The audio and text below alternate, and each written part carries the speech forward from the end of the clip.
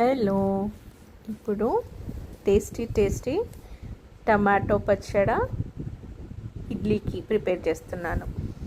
First oil తీసుకొని oil వేడెక్కిన తర్వాత టమాటాలు, ఉల్లిపాయ మంచిగా ఆయిల్లో ఫ్రై చేసుకోవాలి. నేను ఆల్రెడీ ఇంకొక ప్యాన్లో కొద్ది పచ్చిమిర్చిలు, టమాటాకి ఉల్లిపాయలకు సరిపడినంత, కారానికి సరిపడంత పచ్చిమిర్చి తీసుకున్నాను. పచ్చిమిర్చి ఫ్రై అయిన తర్వాత నువ్వులు కూడా ఫ్రై చేసుకొని పక్కన పెట్టుకున్నాను. అవి మంచిగా ఫ్రై చేసుకున్నాను. నువ్వులు, పచ్చిమిర్చి ఆయిల్ వేసి చేసుకున్నాను. ఇంకా ఇప్పుడు ఆ నువ్వులు, పచ్చిమిర్చి దాంట్లో కొద్దిగా అల్లం వెల్లుల్లి పేస్ట్, ఉప్పు, జీలకర్ర, కొద్దిగా జీలకర్ర మెంతుల పొడి వేసేసుకొని ఫస్ట్ దీన్ని మంచిగా మెత్తగా గ్రైండ్ చేసుకోవాలి. ఎందుకంటే నువ్వులు తొందరగా గ్రైండ్ అవ్వవు.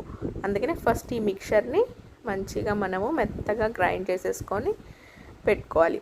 ఇది మెత్తగా అయిపోయిన తర్వాత చూసారా, టమాటా, ఉల్లిపాయ కూడా మంచిగా ఫ్రై అయింది. మంచిగా దీన్ని కూడా చల్లారబెట్టుకున్నాను. ఇప్పుడు దీంట్లో మనం ఆల్రెడీ నువ్వులు గ్రైండ్ చేసుకున్న దాంట్లో టమాటా, ఉల్లిపాయలు కూడా వేసేసుకొని ఇంకా కచ్చాపచ్చాగా గ్రైండ్ చేసుకొని పక్కన పెట్టుకోవాలి.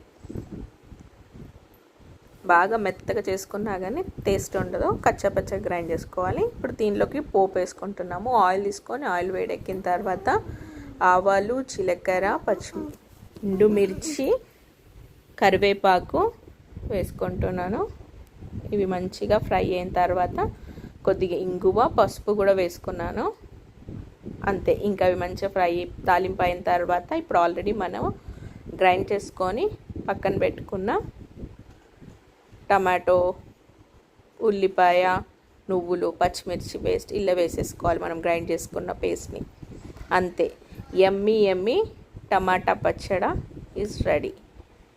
ఇప్పుడు బ్రేక్ఫాస్ట్లోకి మంచిగా ఇడ్లీలు, దాని మీద నెయ్యి మీద కొద్దిగా పొడి, అవిసె గింజల పొడి వేసేసుకొని మంచిగా టమాటా చట్నీతోటి తినడమే. Yummy breakfast.